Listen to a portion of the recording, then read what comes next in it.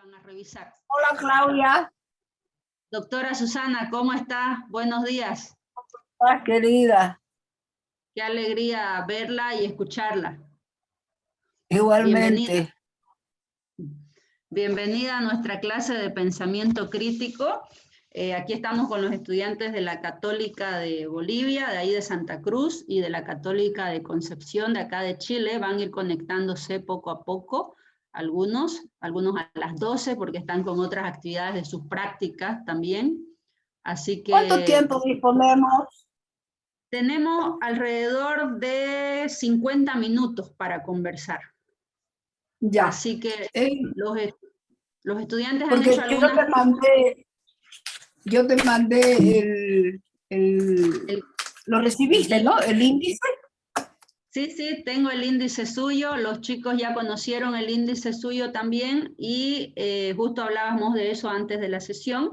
Entonces, si usted quiere, empezamos con ese índice que usted elaboró o empezamos con las preguntas que algunos estudiantes han formulado a partir de las lecturas que han realizado de su material. Ah, perfecto. Me parece una buena idea, porque así enriquecemos muchísimo más todo el intercambio que podamos hacer. Claro que sí.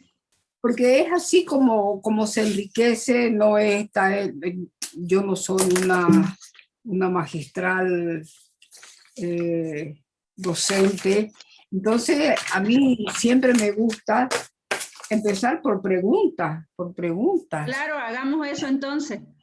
Bueno, pero introduzco el pensamiento del proverbio chino citado por Pierre Bourdieu en la reproducción, porque es muy difícil abordar cualquier tema de las ciencias sociales, de las ciencias políticas, la sociología, cualquier tema, bueno, de las ciencias duras debe ser peor, porque tiene demasiados componentes y la articulación de todos esos componentes, porque como ya lo dijo Marx, a quien siempre le hago una reverencia, la realidad es síntesis de múltiples determinaciones, y esas determinaciones son las que van construyendo el presente, pero venimos desde el pasado, es decir, que no somos unos recién aparecidos. Entonces, cuando realmente se trata de abordar estos problemas, a mí me gustó mucho siempre esa frase de Bourdieu: si quieres entrar en un pentágono y no encuentras el lado adecuado, busca el sexto. Y por eso es que yo he puesto tantas ideas ahí, para que podamos hacer realmente un rico diálogo entre todos sobre estos temas. En todo caso, los felicito y las felicito, porque el tema de género ya nadie lo puede soslayar, y yo no me voy a rendir ante la Real Academia Española, que dice que el femenino se puede perfectamente percibir desde los masculinos. No, de ninguna manera. Yo soy mujer, no me puedo ascribir a los, porque los sos son masculinos. Para eso existe el género masculino y femenino en gramática. Bueno, ya lo dejo. Está buenísima esa introducción ahí. Ya los chicos van conociendo un poco. Yo les decía, claro, la doctora Susana es una de las primeras feministas que tuvimos en Santa Cruz de la Sierra y en Bolivia, en una época en la que casi que a uno lo mandaban a la hoguera por ser feminista, ¿no? Un tiempo en el que realmente se requería mucho coraje y mucha claridad de pensamiento para tomar una decisión, una postura política. Y bueno, ahora nuestra generación, tanto de jóvenes, hombres como mujeres, tiene otro contexto histórico que no es tan adverso de alguna manera. Así que bueno, vamos a empezar con las preguntas. ¿Qué tal si empezamos con la voz de la mujer?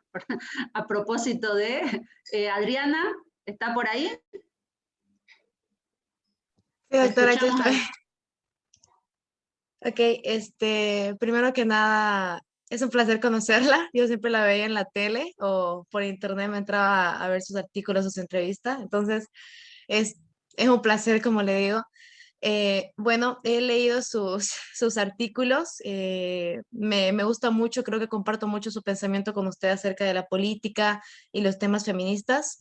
Hay un artículo que me llama mucho la atención porque particularmente yo lo he vivido en carne propia, que es el de Gracias Rubén. ¿Por qué me llama la atención? Bueno, es que actualmente, bueno, perdón, en el artículo usted le agradece todos los años que nos ha, se podría decir, colaborado a hacer una muralla contra el partido político del MAS. Y yo igual se lo reconozco porque básicamente sí, nos ha ayudado. Pero lo que me llama mucho la atención es de que actualmente la población cruceña, se podría decir, no le agradece tantos años que nos ha ayudado. Entonces, yo quería saber por qué usted cree que hay sectores que agradecen el trabajo, pero su trabajo, pero actualmente son muy bajos, y hay otros que se han volcado en contra de él y lo califican actualmente como inútil, se podría decir, porque he escuchado que lo llaman así, o traidor, igual lo dicen. Entonces quería saber por qué hay personas que se han volcado tan bruscamente en contra de él. Bueno, mira, porque has tocado un tema que es eminentemente político. Yo en ese artículo lo que hice fue agradecerle sinceramente a Rubén Costa, porque fue durante 14 años el muro de contención al MAS. Pero le agregué un detalle más a todo ese agradecimiento, que es lo que me llama la atención tanto como que te llama a vos. Rubén Costa declinó presentar un candidato a la gobernación de Santa Cruz para las elecciones de gobernadores de marzo de este año, con un único fin: no dispersar el voto frente a un candidato del MAS como es Mario Cronenbol. Mario Cronenbol, claro, es del MAS, pero además del MAS tiene determinadas componentes de su personalidad que lo hacen simpático, que lo hacen atractivo, a pesar de que todos sabemos lo que es. ¿Y por qué no se le reconoce a Rubén? Porque son las pugnas políticas. La política no es solamente el arte de, como se dice, de gobernar una realidad imperfecta. Es gobernar una realidad imperfecta por los diferentes intereses que hay en una sociedad. Y en este caso son intereses de tipo político. Es decir, pueden ser, llámense lo que se llamen, el nombre que tenga su partido o su agrupación ciudadana. Y ahí es donde estriba uno de los principales problemas en el marco de la política boliviana, porque los intereses personales son subsumidos quedan en primer lugar y se subsumen los intereses, que es lo que se llama el bien general o el bien común. Y en este caso, el bien común era evitar que un candidato del MAS ganara la gobernación de Santa Cruz. Es cierto que no ganó nada más que en tres, que ni siquiera son las más importantes. Pero bueno, Rubén hizo esa contribución. Y para mí, aparte de las contribuciones que tuvo en la administración de la gobernación en estos 14 años, su mérito fue haber sido ese muro de contención. Le llaman traidor, ¿por qué? Porque lo que querían era que corriera sangre. Mucha gente quiere que corra sangre porque creen que la violencia lo soluciona todo. Y ahí está el principal problema de muchos de los partidos políticos y de mucha gente que dice ser política, que cree que la violencia soluciona todos los problemas. Oí cuando empezaba esta charla, estaba hablando Claudia, y le decía a alguno de los chicos algo sobre Hannah Arendt. Hannah Arendt tiene unos estudios sobre la violencia. Tiene un libro que se llama precisamente La violencia. Por aquí lo tengo. Sobre la violencia se llama el librito. y es francamente impresionante. Y yo que provengo de la izquierda dura de hace muchísimos años, de los años 60, imagínense, ustedes ni habían nacido. Me doy cuenta ahora, después de leer a Hannah Arendt, que ha sido para mí así como un sol, de que no nos dábamos cuenta, pero tampoco se dan cuenta los que abogan por la violencia, como hay tantos, entre ellos García Linera en Bolivia, de que en la violencia está el germen de nuestro fracaso. Porque si lo que estás queriendo es realmente renovar la política, renovar el mundo de lo que hace a la política y a los políticos, no lo podés hacer por la violencia, porque la violencia siempre te va a cobrar una factura. En el año, a ver, el M-19, el movimiento guerrillero colombiano, dejó las armas, fue el primero en dejar las armas de todos los grupos guerrilleros en América Latina. Dijo una frase extraordinaria, porque le preguntaron, ¿por qué dejaron las armas? Y él dijo, para que la vida no sea asesinada en primavera. Porque lo que pasaba con todos esos movimientos de la lucha armada era que lo nutrían gente fundamentalmente joven, y esa gente fue la que ofrendó su vida en la primavera de sus vidas. Y es lo que yo siempre le digo a alguna que otra gente cuando tengo oportunidad de hablar con jóvenes que realmente manifiestan un grado de violencia muy explícito, que la violencia no puede convertirse en un leitmotiv de la lucha política, porque lo que está haciendo es darle un sopapo a la política. La política no es para ejercer violencia, es otra cosa totalmente diferente. Y en el caso de Rubén le dicen traidor porque en política también hay que tener en cuenta algo que Gramsci llamaba la correlación de fuerzas.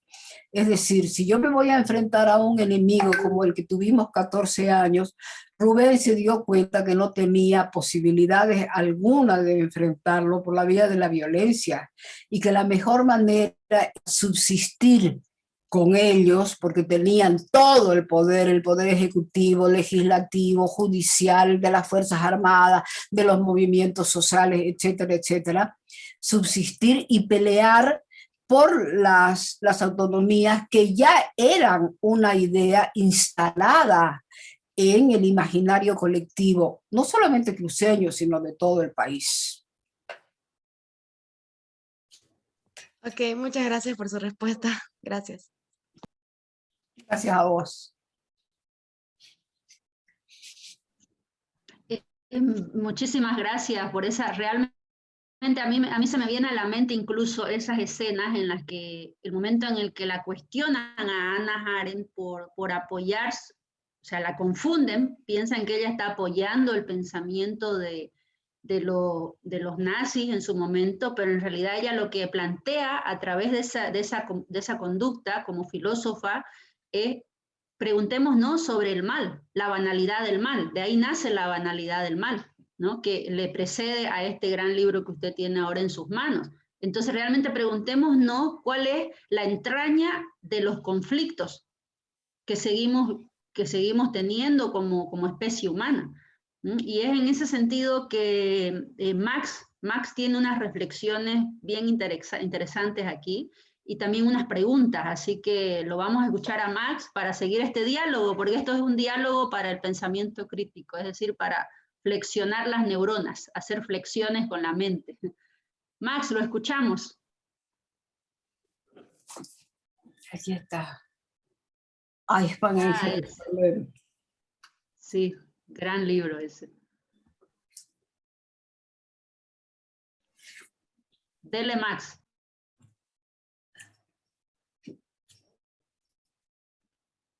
Parece que se le fue a internet. No. ¿Está por ahí, Max? Si no, Doctora, continuamos. Dele, Joaquín, lo escuchamos. creo que ya está Max. ¿Será que después le puedo hacer una pregunta a la doctora? ¿O si puedo ahorita? De una, Joaquín. Ya, Dialoguemos. va a disculpar, doctora, no puedo prender mi cámara. Es un placer conocerla. Usted hablaba, Te doctora, oímos. perdón, usted hablaba de que usted se considera de izquierda dura y se me viene a la mente No, Marx. fui de la izquierda dura, fui. Y gracias a Hannah Arendt fue la gota que rebalsó el vaso, porque el proceso de desmonte, de desestructuración de un pensamiento, como era el pensamiento de la izquierda tira-tiro, es muy duro. ¿Por qué? Porque por lo menos en mi caso fue muy doloroso, porque iba percibiendo en la realidad que lo que yo creía que era el modelo, que en realidad yo soy producto de la Revolución Cubana como casi toda, bueno, no toda, pero una gran mayoría de la juventud, estoy hablando de los años 60, cuando yo vivía en Europa. La Revolución Cubana era nuestro camino, era nuestra meta, pero era también las luchas contra la descolonización, la guerra de Argel, la guerra en Vietnam.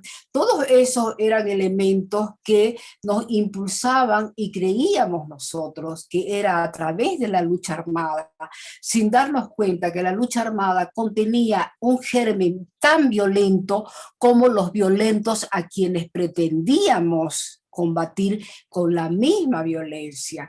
Y fue Hannah Arendt, cuando yo leí por primera vez apenas unos artículos sobre los totalitarismos, y después me empecé a empapar de toda su obra, y ahí me di cuenta realmente de la lucidez de una mujer a la que realmente admiro sin ninguna cortapisa, porque mujer, judía, filósofa, es decir, tenía todos los atributos como para que la gente la crucificara. Tanto que la propia comunidad judía se disgustó mucho precisamente por Eichmann en Jerusalén, porque lo definió a Eichmann con lo que era. Era un representante de la banalidad del mal. Y eso que Eichmann estuvo en la solución final del problema judío, que fue el Holocausto o la Shoah, como dice el pueblo judío, y no se daba cuenta de lo que estaba haciendo.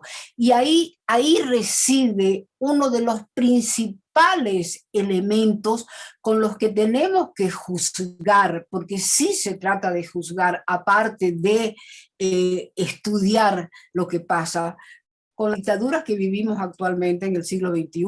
Lo que pasa, por ejemplo, en Nicaragua, lo que pasa, por ejemplo, en Venezuela.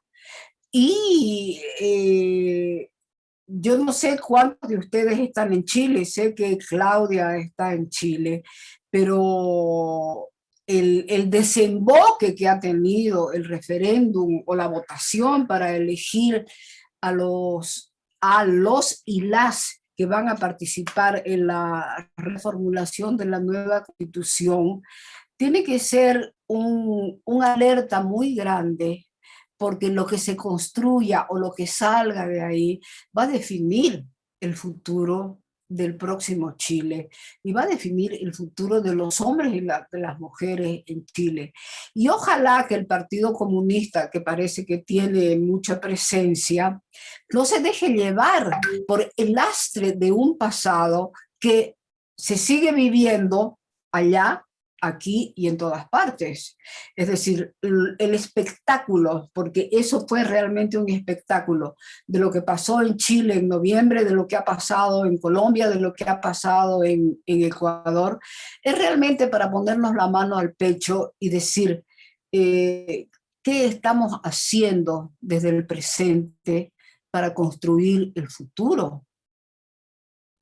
Y todo es válido para hablar desde el presente sin olvidar el pasado, proyectándolo al futuro. Ahora te dejo a vos, Joaquín, pero lo que te quiero decir es que yo fui y tengo la suerte y el privilegio de poder decir fui.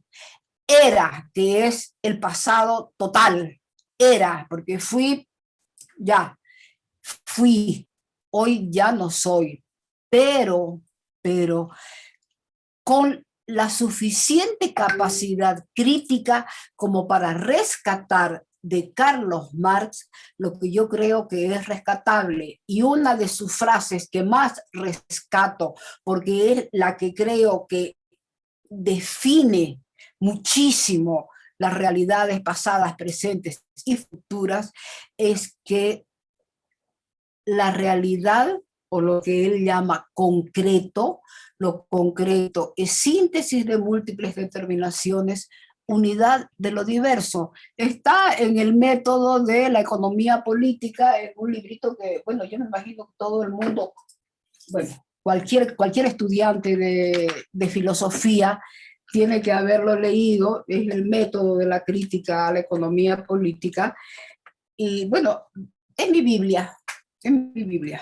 Sigo leyéndolo y cada vez encuentro cosas nuevas, como sigo leyendo, claro, mucha literatura nueva, pero yo siempre vuelvo a los clásicos, y en algún momento les voy a hablar de un libro que estudié cuando hacía la maestría en Ciencias Políticas en México, que es Umberto Cerroni, un italiano de izquierda, pero un hombre de una lucidez como para darse cuenta de qué es lo que sucede en el mundo de la democracia, porque resulta que estamos hablando de un mundo que le llamamos democrático y tenemos que empezar a ver en qué consiste esa democracia de la que tanto hablamos. Me callo. Muchas gracias. Y bueno, justamente es lo que yo entiendo, que tras que vamos leyendo y avanzando y estudiando más, vamos cambiando nuestras posiciones. Yo igual he cambiado mucho de posiciones y siento que es parte de avanzar y de crecer como personas y como intelectuales. Aparte de que me interesó mucho que usted nombró a Gramsci, que es bueno, un autor de izquierda que me interesa mucho. Y justamente era lo que yo le quería preguntar, era, ¿cuál es su ideología actualmente? Yo soy una demócrata militante y me considero lo que llaman ahora progre, pero yo tengo mis raíces de izquierda. Y para mí, ¿qué es la izquierda? Mira, sin ninguna pretensión, la izquierda no es nada más que tener sensibilidad social frente a la pobreza, frente a las desigualdades, frente a las inequidades, frente a lo que pasa en el medio ambiente. Para mí eso es ser de izquierda, pero también eso es ser demócrata. ¿Y qué es ser demócrata? Aceptar que es una convivencia entre diferentes, porque somos diferentes. De ahí es que decimos usted es de izquierda o usted es de derecha. Bueno, mucha gente dice que yo ya voy a derecha porque defiendo a todos los derechistas bolivianos. No, no los defiendo. Lo que yo hago es poner el dedo en la llaga de los 14 años y de estos 7 meses a los que nos han obligado el partido de Evo Morales a vivir.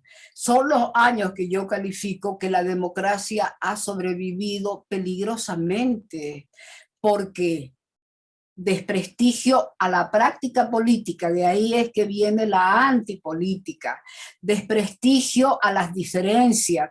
Para ellos no hay más diferencia que la cultura aymara. Y no es un invento. García Linera nos los dijo. Yo trabajaba en una organización, en una ONG, que se llamaba PIEB, el Proyecto de Investigaciones Estratégicas en Bolivia, y en el año 2006, a un par de meses de que habían tomado posesión del gobierno de Bolivia, me pidieron que haga una entrevista con García Linera para hablar sobre las autonomías. en el 2006.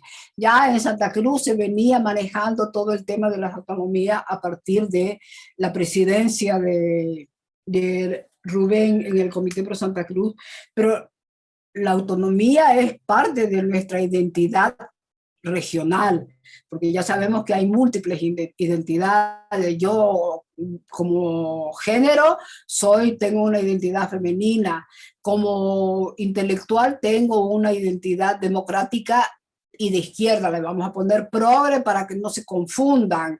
Tengo una identidad múltiple porque soy camba, pero también soy boliviana, pero también puedo ser argentina porque allá me eduqué, pero también puedo ser cubana porque allá viví, pero también puedo ser mexicana, puedo ser alemana, porque guardo un pedacito de cada una de todas esas partes, desde donde yo bebí y me empapé de lo que soy hoy.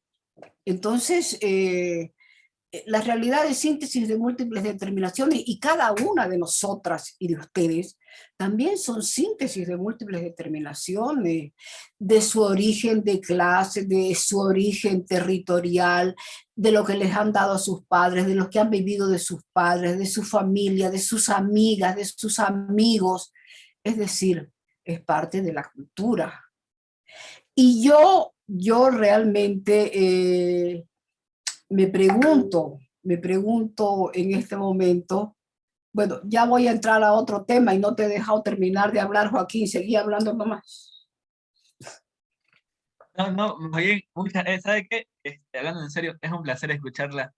Usted es una persona que sabe mucho y aunque en algunas cosas no concuerdo con usted, siento un gran respeto por usted. Muchas gracias por este tiempo que nos está dando. Y hay una frase que dijo hace ratito que me quedó, que está diciendo más o menos que somos el resultado de las relaciones y la cultura de la que Claro. vivimos y la que estamos día a día colaborando y viviendo, ¿no? ¿Vos sos cruceño?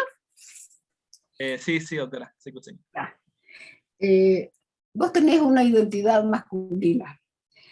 Tenés una identidad, aunque no hagas uso ni gran pompa de ella, cruceña, porque sos cruceño, no sé de dónde serán tus padres, pero vas a tener una identidad profesional porque ¿qué estás estudiando? Derecho. Derecho. Vas a tener una identidad impresionante, después te voy a hablar del derecho. Es decir, tenés múltiples identidades. ¿Has trabajado alguna vez? Sí, actualmente estoy haciendo pasantía en una firma de abogado. Es decir, ¿nunca has tenido una relación laboral con nadie? Bueno, en realidad sí he trabajado en la empresa de mis padres, aparte de que, bueno, no sé si se me escuchó, estoy haciendo pasantías actualmente en una firma de abogados. Ya. Entonces, también tenés, no precisamente identidad proletaria, pero tenés una identidad de trabajador. Has tenido un empleo y el empleo te ha reportado un salario o un sueldo. Es decir, ya son muchas identidades y esas identidades son no capas que se suman una a otra, sino que se articulan, porque la articulación es así. La suma es una al lado de la otra. En sociología, en el mundo de las ciencias sociales, no podemos hablar de sumas ni de restas. Son articulaciones, algunas positivas y otras negativas. Y hace un rato me preguntaste de Gramsci. Gramsci es uno de los pensadores marxistas más lúcidos. Y la lucidez de Marx, de Gramsci, ¿en qué consiste? Que como lo tuvieron preso casi la mayor parte de su vida, tuvo que escribir sus cuadernos desde la cárcel.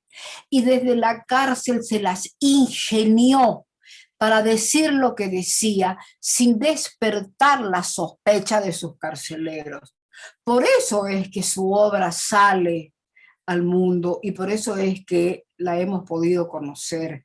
Pero Gramsci es un fiel militante del Partido Comunista que reproduce con una manera diferente de expresar lo que es la idea, por ejemplo, del militante orgánico. Y yo cuando leía a Gramsci y lo estudiaba, me identificaba con él, porque para mí la militancia fue un sistema de vida. Yo era militante a tiempo completo y eso puede explicar de alguna manera la mística de algunos militantes que, como yo, por ejemplo, le di todo a lo que creía que era, en lo que tenía que creer y por lo que tenía que trabajar. Así fuera la Revolución Cubana, después fue el MIR, que para mí el MIR es una ruptura, porque fue gracias al MIR que yo dejé la loca idea de la lucha armada violenta y me hizo convertirme en una militante de la democracia con lucha por la democracia y con métodos democráticos. Y claro, visto a la distancia, ustedes no lo pueden apreciar, algunos porque son jóvenes y algunos porque no han tenido la oportunidad de la militancia político-partidaria, pero hay otros tipos de militancia. Yo la veo a Claudia, por ejemplo, el fervor que pone en las cosas que hace, y esa es una militancia, por llamarla así, a la que ella responde con sus 7 sentidos a falta de 5. Es cómo encara la educación, cómo encara la defensa de la naturaleza, cómo encara su vena poética que la conjuga con la naturaleza, con la musa que le viene de cualquier cosa, de ver una hoja, de ver una semilla, de ver una flor, de verle el nevado. Es decir, es muy importante esto porque el mundo de las emociones y el mundo afectivo juega un rol fundamental a la hora de hablar de estos temas. Yo, claro, a veces soy muy efusiva y a veces me paso, pero yo siempre pido disculpas. Después de que hablo, pido disculpas porque puede que mi efusividad y el apasionamiento con que hablo y le pongo a las cosas puede resultar hasta agresivo, pero no soy agresiva, soy más bien discreta. Me encanta esa discreción. Me encanta, es pasión, pues, ¿no? Es pasión y eso es lo que genera ese respeto, como bien dice Joaquín. Me gustó mucho lo que dijo Joaquín, el respeto por esa pasión y por esa honestidad con la que uno se asume a sí misma en sus procesos y en sus vidas, ¿no? Bueno, veo que han llegado Camila y Amapola. Creo que Camila, Amapola, bienvenidas a la sesión. Ellas son de acá de la Universidad de Concepción, la Católica de Concepción de Chile, y son futuras pedagogas. Así que aquí tenemos dos futuras profesiones importantísimas en esta época de la historia, la abogacía y la pedagogía, porque hay que reconfigurar los marcos jurídicos y legislativos a nivel mundial y hay que reconfigurar los marcos pedagógicos también. Así que bienvenidas Camila y Amapola.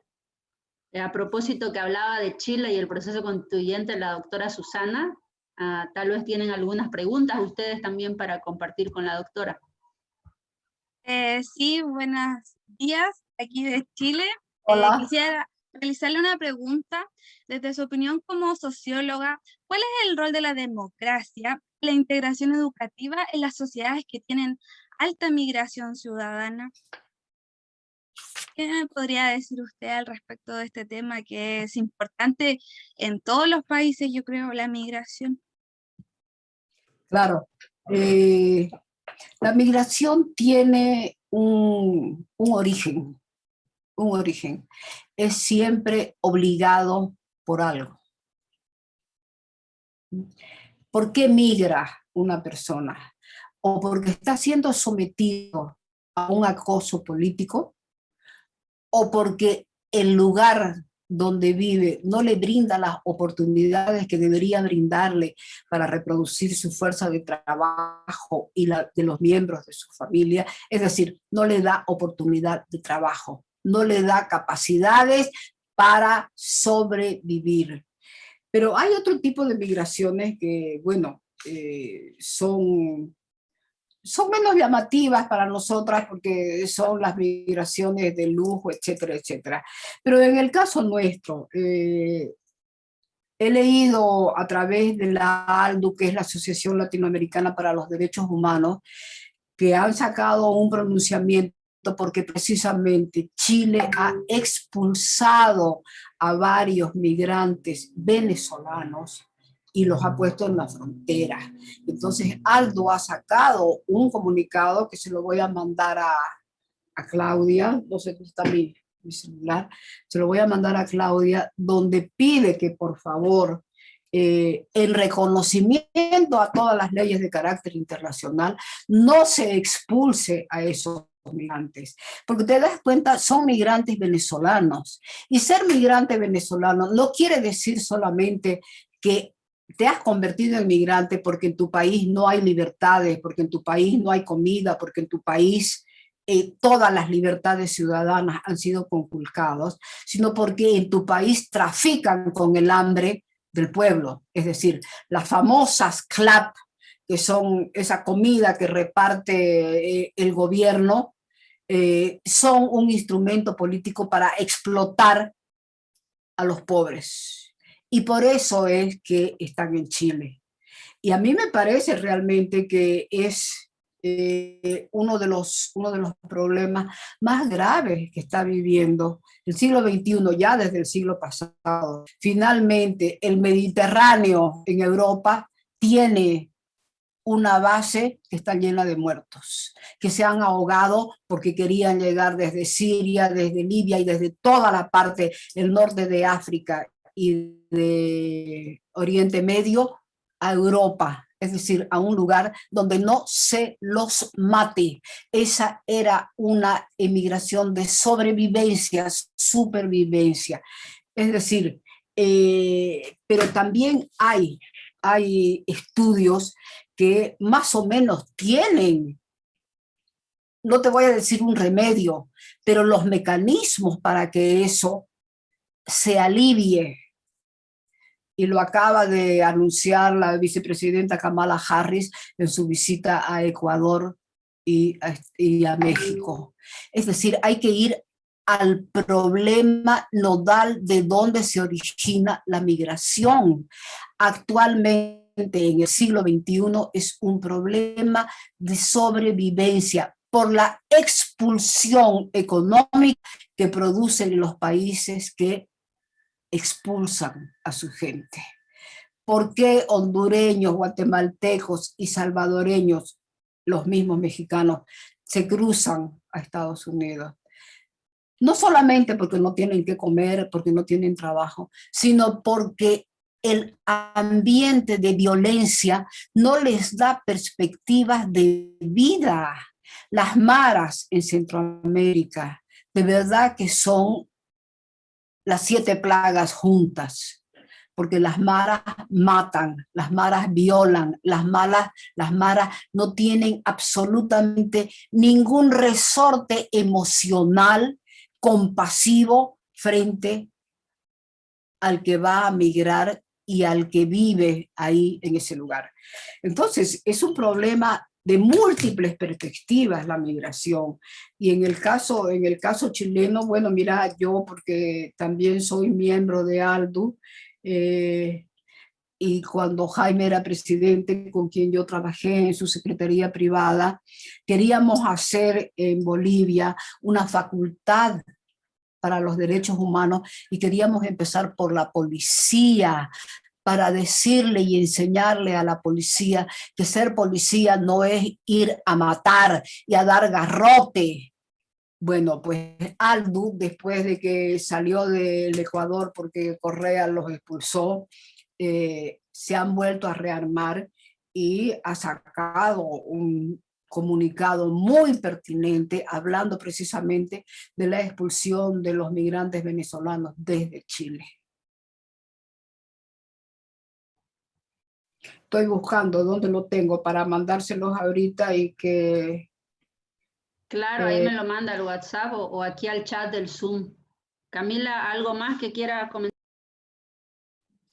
Muy interesante la reflexión que hace doña Susana, así que muchas gracias por su respuesta.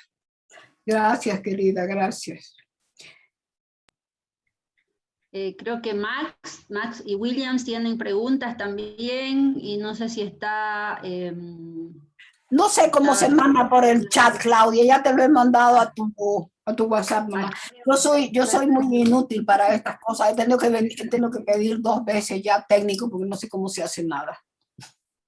No, pero si está aquí es porque aprendió rápido.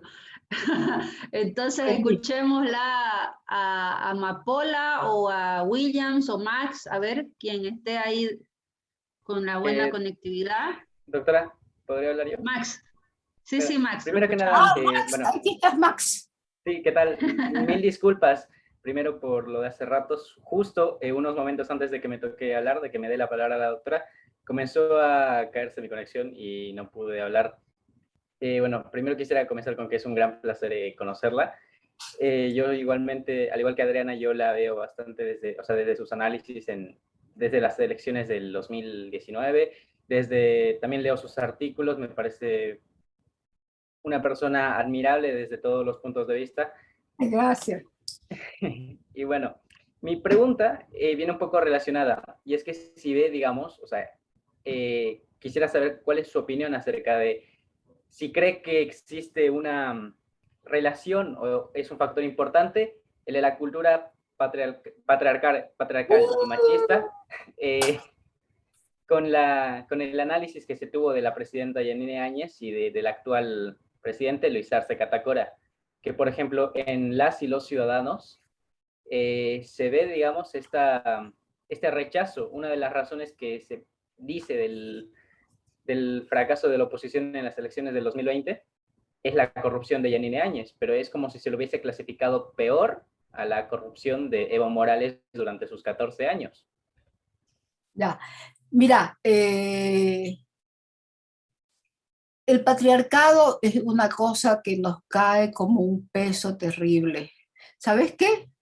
Hay unos estudios y unos escritos porque dice que el patriarcado nos afecta tanto a las mujeres como a nosotros.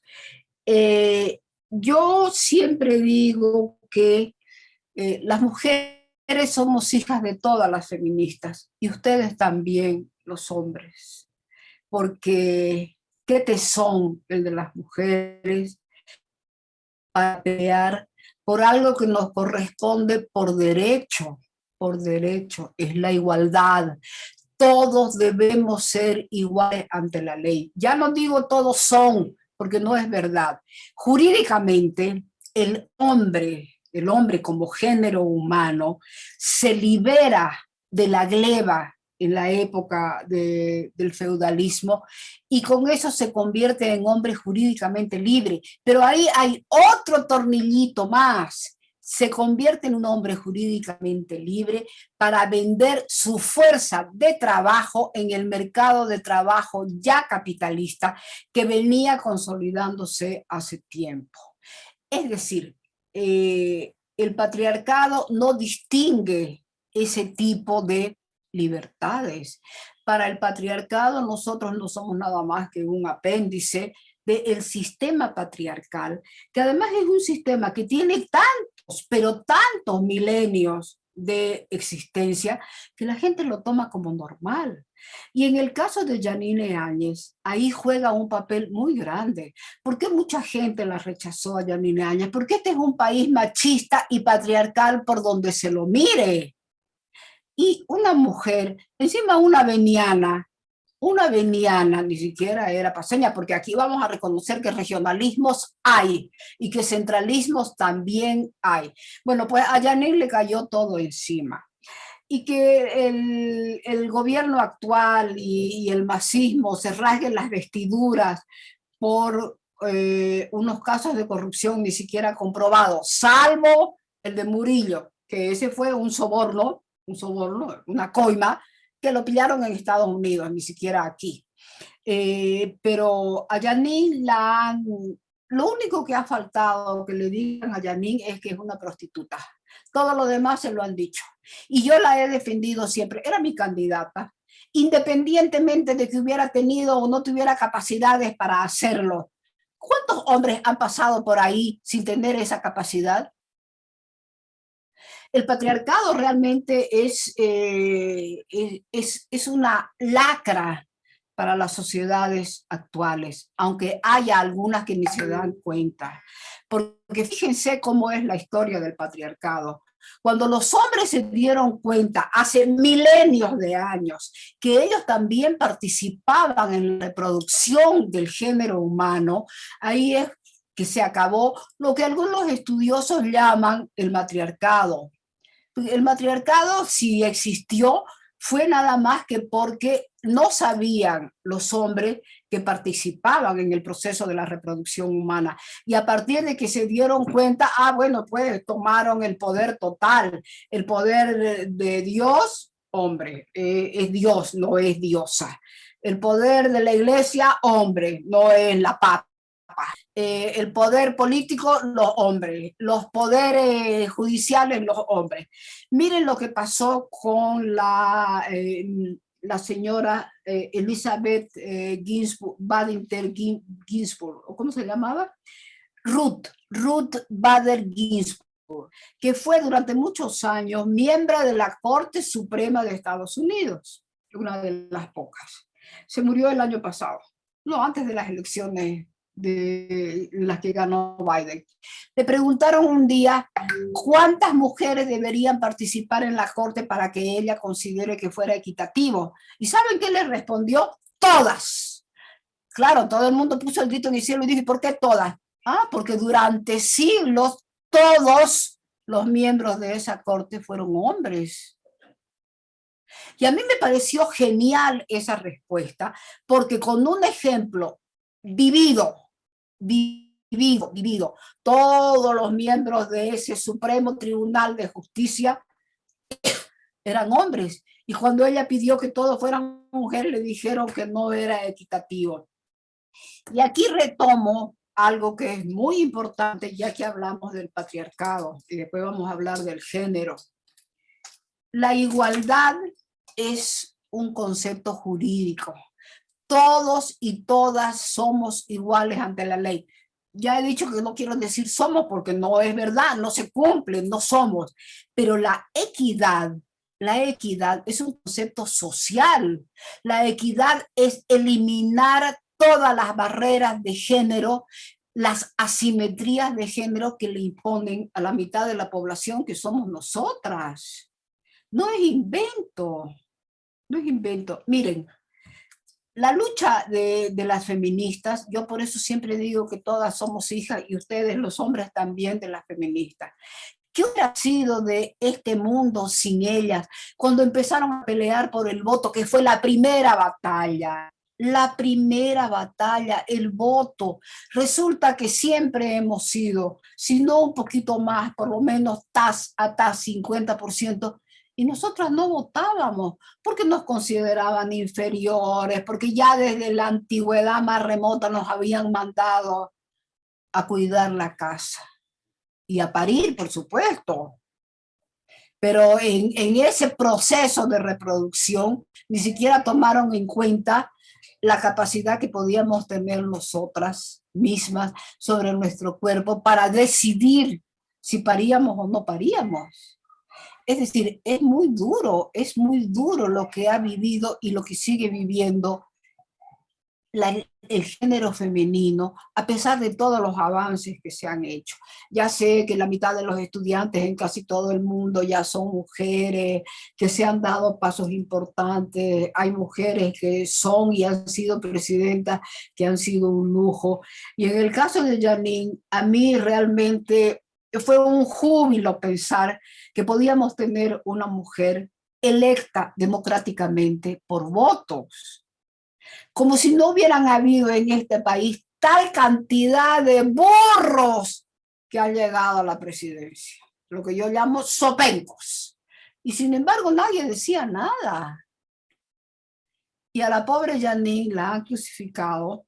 Ahora voy a ver si encuentro, está presa desde el 13 de marzo, abril, mayo, a junio. Ahorita van a ser 3 meses.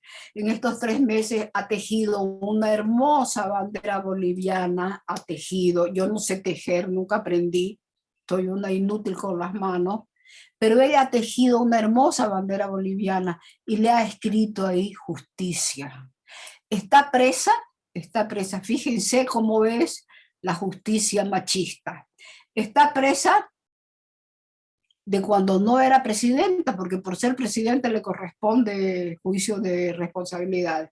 Está presa por terrorismo y no sé qué otras 2 barbaridades más. Cuando ella ni estaba en La Paz, los días infernales de la renuncia de Evo Morales. Y sin embargo, el MAS va a las manos y piensa tenerla ahí lo que le dé la gana. Está muy enferma, muy enferma. Por eso mi solidaridad con ella, aparte de que es una solidaridad racionalmente democrática que se basa en el derecho, en este caso que tiene que ser igual para todos y todas, se basa en que me solidarizo con ella porque es mujer. No quisiera que a ninguna mujer le pase eso, además de todo lo que pasan las demás mujeres que pierden a sus hijos, que se les ahogan en el Mediterráneo, que se les ahogan en el río Bravo, que son víctimas de abuso sexual, infanticidio. Entonces yo ante Jeanine Áñez todos mis respetos y que le prueben alguno de los delitos de los que la acusan. Pero fíjense ustedes la asimetría de género que se le aplica a Jeanine sin el más mínimo respeto a la ley, al derecho. Y aquí vuelvo a esos 2 conceptos que nunca podemos dejar de lado. La igualdad es una igualdad jurídica que no se cumple. Y la equidad es eliminar todas las asimetrías de género que nos impone un sistema patriarcal las mujeres. Fíjense, hay una autora africana que no me acuerdo si es nigeriana o de Kenia. Si tienen oportunidad, búsquenla. Y tiene un libro que se llama Todos deberíamos ser feministas. Y con tanta claridad que dice que los hombres siguen disfrutando de todos sus privilegios, aun cuando sean pobres. ¿Por qué? Porque tienen el privilegio de ser hombres en una sociedad patriarcal. No disfrutan de los privilegios de ser rico, porque esa es su condición de clase, es pobre, pero como pobre no es que hubiera eliminado las asimetrías hacia las mujeres. Y entonces dice Chimamanda que vivir en una sociedad que trata a cada ciudadano y ciudadana de manera justa e igual es una ventaja. ¿Cómo sería la ventaja que podríamos obtener si las mujeres tuvieran las mismas oportunidades que tienen ustedes? Y una de ellas es la educación. En el campo se privilegia la educación a los hombres, fuerza de trabajo. Y la mujer, bueno, que vaya a pastorear ahí las cabras o las llamas o atender a sus hijos y que siga pariendo y que no estudie. ¿Y saben qué? La CEPAL hizo en el año 2000, búsquenlo, es un estudio fabuloso sobre desarrollo, es del año 2000 o 2001, y donde habla de cómo hay que eliminar la reproducción intergeneracional de la pobreza. ¿Saben cómo? Educando a las mujeres. educando a las mujeres, porque las mujeres son las que reproducen intergeneracionalmente los patrones de la pobreza. No sabe o no le han enseñado, primero porque no tiene agua potable, ¿para qué sirve el agua potable?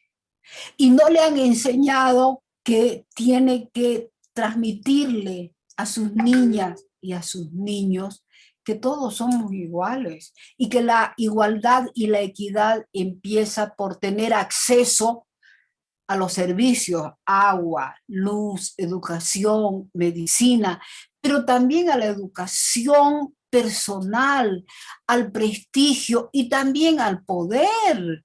Eso es lo que quieren las mujeres, que se les reconozca. Y aquí entro a un tema, no sé si ya nos estamos pasando o no, que es fundamental. Y rescato, búsquenlo, las 3 R's de Nancy Fraser. ¿Saben cuáles son esas 3 R's? Reconocimiento, representación y redistribución. Y me he recordado mucho de Nancy Fraser en estos días, en los días de las manifestaciones en Chile, porque ahí me daba cuenta de que esas 3 R's están encerrando parte de los problemas que vive la sociedad actual. Reconocimiento a mi condición social, reconocimiento a mi condición de sindicalista, a mi condición de maestra, a mi condición de ama de casa, a mi condición de mujer, a mi condición de hombre, a mi condición de campesina, a mi condición de india, a mi condición de indígena. Ese es el reconocimiento. Y si soy ama de casa, pues mi reconocimiento como ama de casa. El reconocimiento es lo que hace falta. Y yo veía en Chile esas caras, sobre todo de los jóvenes. Y paralelo a eso va la representación que es política. Representa a alguno de los partidos políticos realmente esa maravillosa gama y multiplicidad de identidades que se vive hoy en nuestras sociedades. No la representa, porque los partidos políticos desde ya hace tiempo, desde antes de este siglo, desde antes del año 2000, habían perdido su capacidad de representar los intereses de la sociedad, que no es uno solo, que son muchos. Por eso la sociedad tiene muchas representaciones políticas, y ahí entran la izquierda, las derechas, los centros derechas, los centros, cualquiera. Ahí deberían entrar todos. Y por último, la redistribución. ¿Qué es la redistribución? Que los estados y los gobiernos distribuyan justa y equitativamente la riqueza y los ingresos que tiene una nación y un estado. Entonces, los problemas que ustedes, que son mucho más jóvenes que yo tengo 80 años, es decir, que ya viví con otro ritmo lo que ustedes están viviendo, pero es ahí donde está el meollo de cómo se puede afrontar el futuro. Reconocimiento, representación, redistribución. Son 3 palabritas que parecen insustanciales, pero aplíquenla ustedes a su mundo, el pequeño o el grande, donde viven.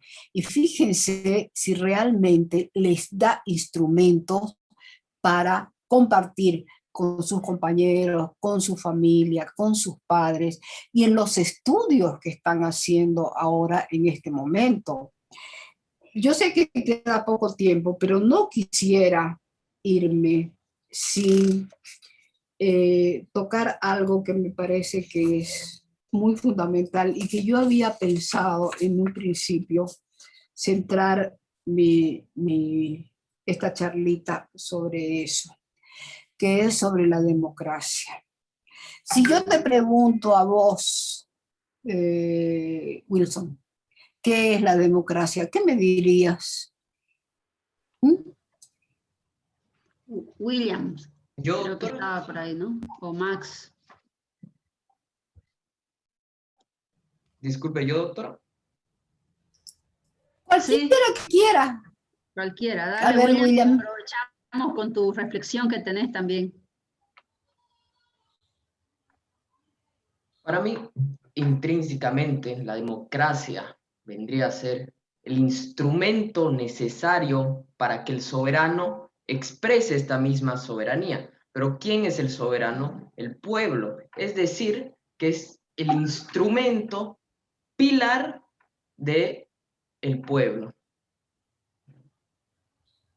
Y Ya, si es que el este soberano. instrumento se le arrebata a este mismo pueblo, se le arrebata sus derechos, su libertad y se le quita toda forma de expresión a este mismo. Ya. Mira, la democracia, yo después de tantos años, ya para definirla en cortito, digo, es la convivencia entre diferentes. Y si no queremos ponerle género, decimos es la convivencia entre diferencias. Pero Umberto Cerroni es este hombre del que creo que ya les hablé. Tiene un librito que se llama La libertad de los modernos. Es un libro antiguo, lo estudié en la maestría en México. Su primera edición es de 1968. Bueno, pero él hace una magnífica disquisición sobre la democracia. Y dice, hay varias formas de definir la democracia, pero yo voy a tomar dos. La democracia método y la democracia condición social. La democracia método es a lo que se refería William, es una cosa.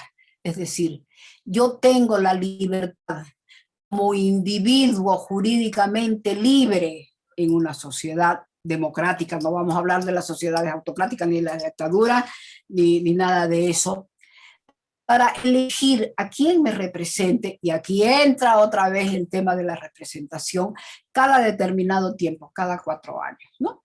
O cada 5 años, o cada 6 años, como en México. Voy y elijo entre una serie de políticos que se están presentando a esas elecciones, el que más me gusta. Es decir, hay respeto, hay respeto. El método, que es el método de las elecciones, el voto que es del soberano, que soy yo que voy a votar, que voy a elegir libremente entre los que se me presentan en una papeleta. No siempre es libre ese voto. Sabemos que en Bolivia y no sé en qué otras partes hay lo que se llama el voto comunitario, donde ahí los políticos o el político, quien quiera que sea, va y le dice vas a votar por este. Es decir, es un estatus diferente al de la condición social. El método es el voto libremente que yo elijo. Y el estatus es la posibilidad que tendría, no que tengo, que tendría de participar libremente, sin imposiciones, del manejo de los temas políticos de mi comunidad, de mi departamento, de mi provincia, de mi país.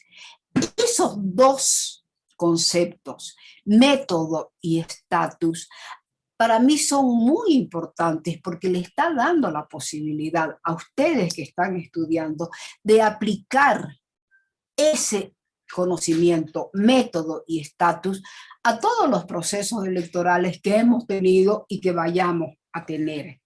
Pero fíjense que en estos dos conceptos, método y estatus, entran dos componentes más, que son igualdad y libertad. Igualdad porque todos tenemos el derecho de ir a votar libremente. Y ese libremente es lo que hace a la libertad.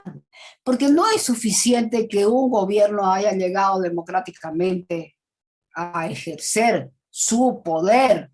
Ya no nos va a dar tiempo para hablar de poder. Es decir, no hay cómo perder de vista que en democracia hay otros conceptos que están amarrados, casados con la democracia, que son la libertad, que son la igualdad, igualdad de oportunidades, igualdad para estudiar, igualdad para comer, igualdad para preservar la vida. Por ejemplo, ahora en la pandemia. En Chile son unos privilegiados, Claudia, porque tienen unas tasas de vacunación que son para morirse de envidia.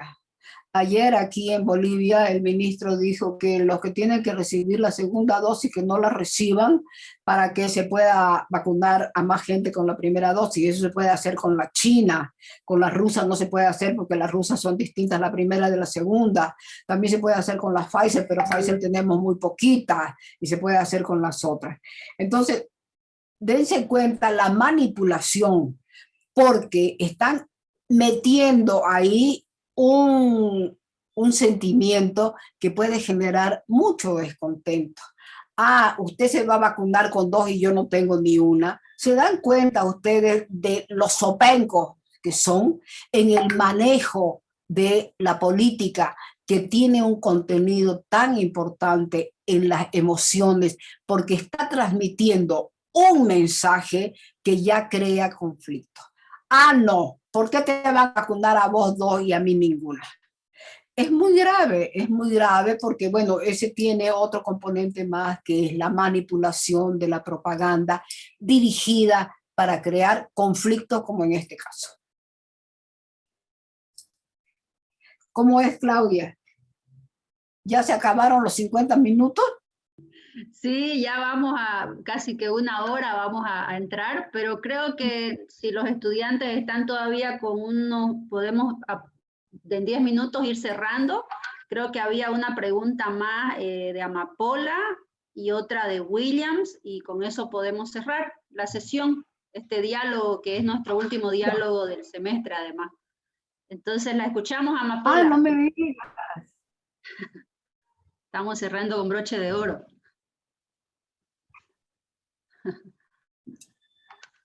¿Amapola está por ahí? O si no, dele Williams. Si está Amapola, que de ella, la verdad. No, no la escucho, no, la veo conectada, pero parece que no me escucha. Le voy a escribir al WhatsApp, a ver.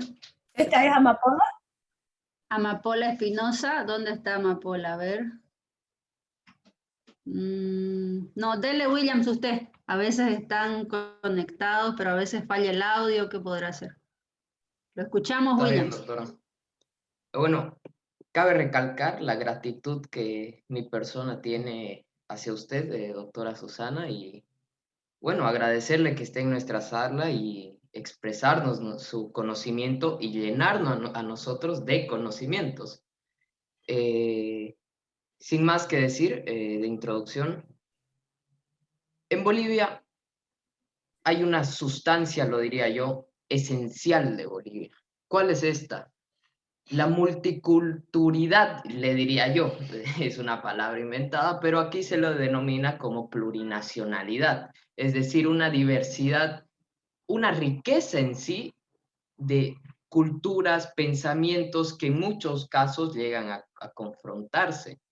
Y yo veo, personalmente soy de partidario de un Estado unitario, pero esta multicultura que tenemos, diversidad de pensamientos que puede llegar a crear conflictos por esa misma diversidad, puede estar dando hincapié a la necesidad de crear una forma nueva de Estado, es decir, crear un Estado boliviano federal y asimismo crear un sistema de Estado dentro de este mismo parlamentario representado por cada una de estas culturas. Claro, Bolivia no es el único país que tiene semejante riqueza de culturas. Ya en la época del primer gobierno de Sánchez de Lozada se decretó que este era un estado pluricultural y multilingüe, porque no es solamente que son múltiples culturas, sino que también somos plurilingües. el español, el aymara, el quechua, el bésiro, el tacana, es decir, definidas 36 naciones indígenas, somos 36 naciones. Claro que por una manipulación ideológica en esta configuración han eliminado, desde mi punto de vista, una realidad contundente como somos los mestizos, es decir, el mestizaje. Es cierto que muchos hablan la trampa del mestizaje porque creen que el mestizaje es en realidad una trampa para no reconocer las identidades originarias, indígenas, campesinas, pero no es así. En realidad, todos somos mestizos. Los españoles que llegaron aquí a conquistarnos eran tan mestizos como somos nosotros. Habían convivido 8 siglos, 3 culturas y 3 etnias, cristianos, musulmanes y judíos. Es decir, que los que llegaron aquí ya venían mezclados. Es decir, no hay pureza. Y si nos remontamos un poco más atrás, pensamos lo que ya se sabe, que a lo cual ha dado un extraordinario fundamento Harari con su libro Sapiens, ¿no? Es decir, hoy se sabe que hubo mezclas, porque es lo natural, lo que produce la evolución. Y entonces, ¿con qué derecho García Linera afirmaba que la cultura aymara, por ser la que más se ha propagado e irradiado en Bolivia, tenía que ser el sustento de la nueva Bolivia a construirse? Eso nos lo dijo en esa entrevista que les conté al principio, que le hicimos en marzo o en abril del año 2006. Entonces, claro, muchos le preguntamos, ¿y las 36 otras no han tenido la capacidad de irradiación de la cultura aymara? Somos un país pluri y multi, pero no somos un país plurinacional, porque no han sido reconocidas como naciones nada más que en el papel, las 36 naciones. Claro, en ese caso nosotros como cruceños podríamos decir, como decía Sergio Antel, nosotros queremos reconocimiento a la nación Camba, porque somos Cambas. Y este es un tema que no va a concluir de la manera en que está siendo manejado, de ninguna manera. No se puede concluir así si no se le da reconocimiento a cada una de las identidades regionales que hay en este país y por supuesto las entidades étnicas. ¿Qué van a pensar, por ejemplo, los tacanas? ¿Qué van a pensar de las 36 naciones que somos en Bolivia? ¿O los vamos a querer todos subsumir en la eminencia de la nación aymara? Yo no quiero, por mucho respeto que les tengo mucho respeto, porque los aymaras realmente fueron sojuzgados, primero por los indígenas. Ellos formaban parte de lo que se llaman los señores collas, que no es colla una palabra que la hemos inventado nosotros los cambas, no.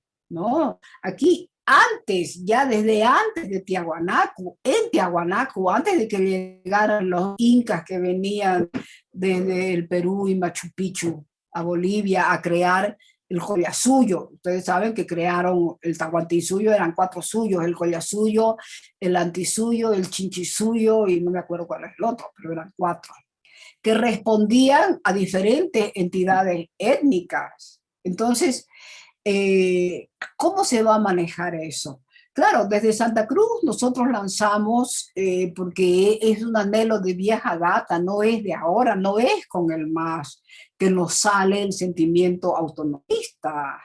Siempre hemos sido. Fíjense que Alcides Pareja, que es un profesor de historia, me imagino que han sido muchos de ustedes alumnos de él cuando daba clase, dice que en el archivo de India, donde hizo su doctorado, Ya en el año 1000, a fines del 1500, ya decían que en la audiencia de Charcas, precisamente en Santa Cruz, había un pueblo que era muy levantisco, y éramos nosotros, que ya estábamos formados, porque el mismo Alcides dice, el choque, pero además el mestizaje cultural y biológico entre los conquistadores que para sobrevivir tenían que recurrir a los indígenas, y los indígenas también para preservar su vida entraron en ese mestizaje.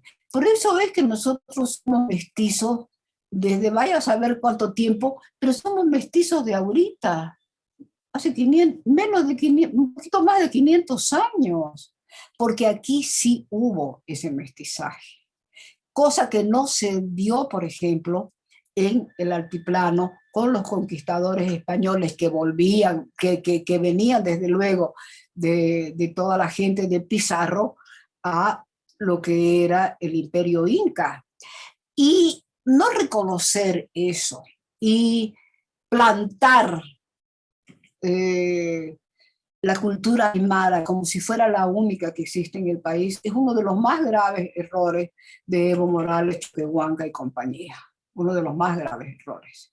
Somos un pueblo, somos una sociedad pluri y multi, pluriétnica y multilingüe, o como quieran llamarla, multiétnica o plurilingüe, que fue lo que se dijo en la primera reforma que hizo Sánchez de Lozada en su gobierno. Pero ya desde antes viene esa demanda, y que no es una demanda cruceña nada más, es una demanda también que existe en Tarija, es una demanda que existe también, sobre todo en los pueblos del Oriente, y en los mismos pueblos del Occidente. Por ejemplo, Potosí pidió antes que Santa Cruz federalismo, que el federalismo tendrá que ser un desemboque, William, después de ver cómo arreglamos el tema autonómico, porque gracias a la lucha cruceña, desde el comité con Rubén y después Rubén prefecto y Rubén gobernador y todos los demás que se han agregado, nos hemos convertido en un estado unitario con autonomía, que no es lo mismo que autonómico, porque las autonomías nos han sido cercenadas desde el gobierno central. Es decir, no tenemos autonomía ni para la educación, ni para la salud, sobre todo ahora. No tenemos autonomía ni para comprar vacunas, que es lo que necesitamos en la pandemia.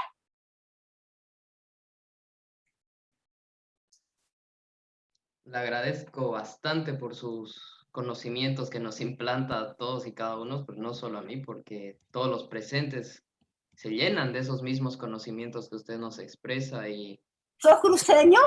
no, yo soy cochabambino, pero por el trabajo de mi padre tuve el placer de vivir en todo Bolivia. Ah, qué bien. ¿Tu papá es el general? Sí, es mi padre. Está bien.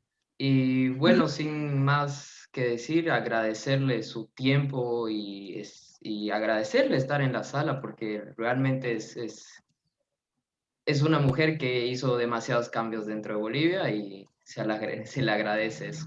No he hecho nada, pero les agradezco a ustedes el reconocimiento. Ese es un reconocimiento. Eso es lo que necesita la sociedad, en toda su multiplicidad de esencias. Reconocimiento.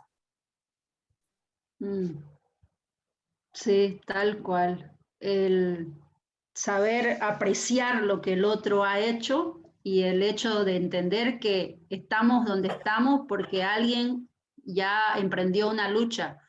Los que nos han precedido han permitido que, por ejemplo, las mujeres podamos estudiar, leer, escribir y tener los derechos que tenemos hasta ahora, aunque todavía hay muchos por conquistar. O los hombres. Claro, los hombres de diferentes estratos sociales, ¿no? Porque recordemos que antes no era solo ser hombre, también habían hombres y hombres. por categorías, ¿no? Entonces, realmente hemos avanzado en muchos ámbitos a nivel de marcos legislativos y, sin embargo, queda mucho que seguir haciendo en Bolivia y en Chile. Hay mucho por legislar. Hay muchos elementos de la educación, de la salud, del tema aduanero. En el caso boliviano, venezolano, cubano, es impresionante cómo retienen materiales, insumos médicos de vital importancia, los están reteniendo en las aduanas por el simple hecho de que no hay una actualización legislativa en términos aduaneros, en condiciones tan exacerbadamente de riesgo de la vida humana. Entonces, esperemos y hay que seguir trabajando para lograr que en algún momento la vida de cada uno de nosotros no esté en las manos de un sistema jurídico, de un sistema político tan atroz como los que tenemos en diferentes países de América Latina. El proceso que se le viene a Chile a nivel de proceso constituyente y el proceso que está experimentando ahora mismo Bolivia, necesitan jóvenes como ustedes, jóvenes con pensamiento crítico, con capacidades de análisis y reflexión, entrenadas para interpelar, para cuestionar y para proponer soluciones transformadoras, soluciones eficaces al contexto y a la contingencia. Ser creativo, ser eficiente y audaz es imprescindible a nivel de pensamiento, a nivel de razonamiento, para responder a lo que está pasando día a día, en términos de salud, la legislación en el ámbito de la salud, en el ámbito de la educación, lo que está pasando a nivel de América del Sur por el tema de la baja conectividad, los desafíos a nivel didáctico-pedagógico para un sistema educativo y de aprendizaje como en el que estamos ahora, por ejemplo, el sistema B-Learning. Es decir, la fisonomía del mundo, como dice el doctor Marcelo Careaga Butter, ha cambiado ya desde hace tiempo. Y tenemos que adaptarnos y encontrar nuevos mecanismos, encontrar nuevas respuestas para avanzar en esta nueva era en la que nos ha tocado vivir. Y hay que estar, como siempre, a la altura de la historia. Así que muchísimas gracias, doctora Susana Seleme, por sus horas de vida, por su tiempo, sus conocimientos y experiencia compartida con estas mentes jóvenes y brillantes que están aquí presentes de Bolivia y de Chile. Un gran abrazo. Ya, me despido con unas palabritas nada más. Marguerite Yourcenar es una escritora filósofa de una cultura así impresionante, belga, que escribió un libro que se los aconsejo que lean, que se llama Las Memorias de Adriano. Es un libro político, sociológico, filosófico increíble, aunque toma la figura del emperador Adriano. Pero dice una cosa que siempre me ha gustado mucho. El mundo suele estar muy dispuesto al olvido. Entonces, ella dice, todo lo que saca a la luz el esfuerzo del hombre, claro, dice hombre, porque en esa época todavía no aceptábamos como hombre el género humano, pero yo siempre que la cito pongo a las mujeres, todo lo que saca a la luz el esfuerzo del hombre, y yo digo de las mujeres. Ustedes están haciendo un esfuerzo respondiendo al privilegio que tienen de estudiar, de formarse para ser hombres y mujeres de bien para sus respectivas sociedades. Y eso de verdad, a mí ya en todos los años que tengo, siempre me llena de emoción porque veo que el mundo puede ser mejor de lo que ha sido y de lo que es. En ustedes está, en el presente que ustedes viven, se está escribiendo el futuro, pero nunca pueden dejar de olvidar el pasado. Somos pasado, presente y futuro, con todas las connotaciones, con todas las pluri y las multis especificidades que nos han construido hasta hoy. Les agradezco muchísimo este tiempo, yo disfruto más que ustedes. Muchísimas gracias, doctora.